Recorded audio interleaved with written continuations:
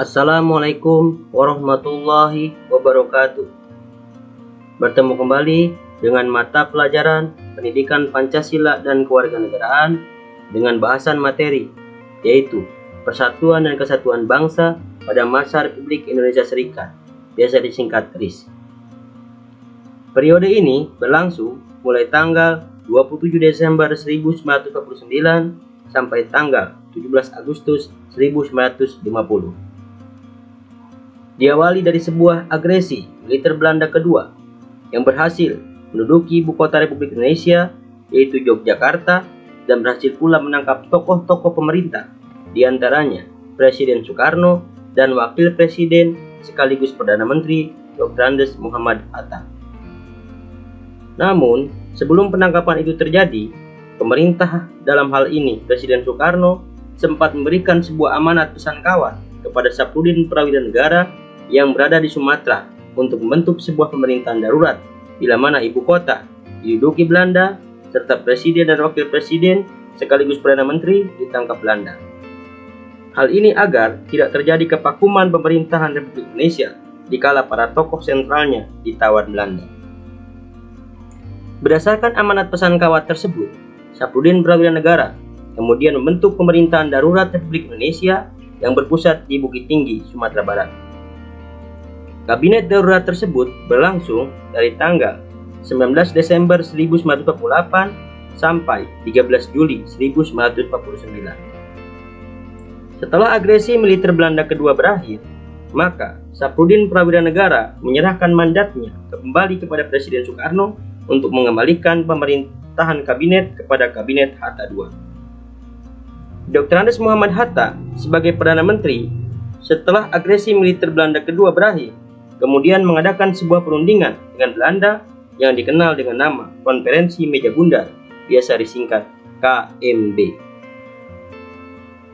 Berdasarkan hasil Konferensi Meja Bundar, NKRI berubah bentuk menjadi Republik Indonesia Serikat, disingkat RIS, sejak tanggal 27 Desember 1949. Penyelenggaraan negara didasarkan pada Konstitusi RIS 1949 yang menyatakan bahwa RIS yang merdeka dan berdaulat merupakan suatu negara hukum yang demokratis dan berbentuk federal.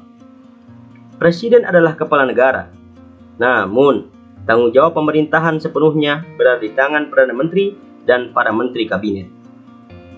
Adapun kabinet bertanggung jawab kepada parlemen. Jika pertanggungjawaban tidak diterima oleh parlemen, kabinet harus mengundurkan diri atau membubarkan diri. Saat itu, Insinyur Soekarno menjabat sebagai presiden dan Dr. Andes Muhammad Hatta sebagai Perdana Menteri. Dengan demikian, sistem pemerintahan yang dianut Indonesia saat itu adalah sistem parlementer. Namun, pada 17 Agustus 1950, RIS bubar atas desakan rakyat.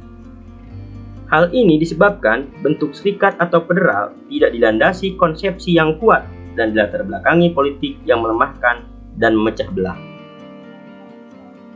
Pada masa ini, sejumlah pemberontakan terjadi di Indonesia. Antara lain, pemberontakan Angkatan Perang Ratu Adil, APRA, pemberontakan Andi Agis, dan pemberontakan Republik Maluku Selatan, biasa disingkat RMS.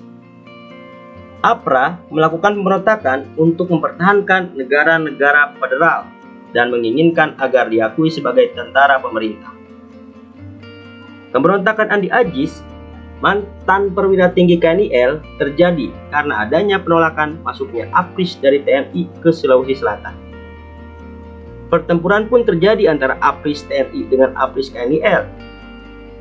Karena RMS merupakan gerakan separatis, pemberontakan RMS didasari keinginan mendirikan negara sendiri dan menolak integrasi.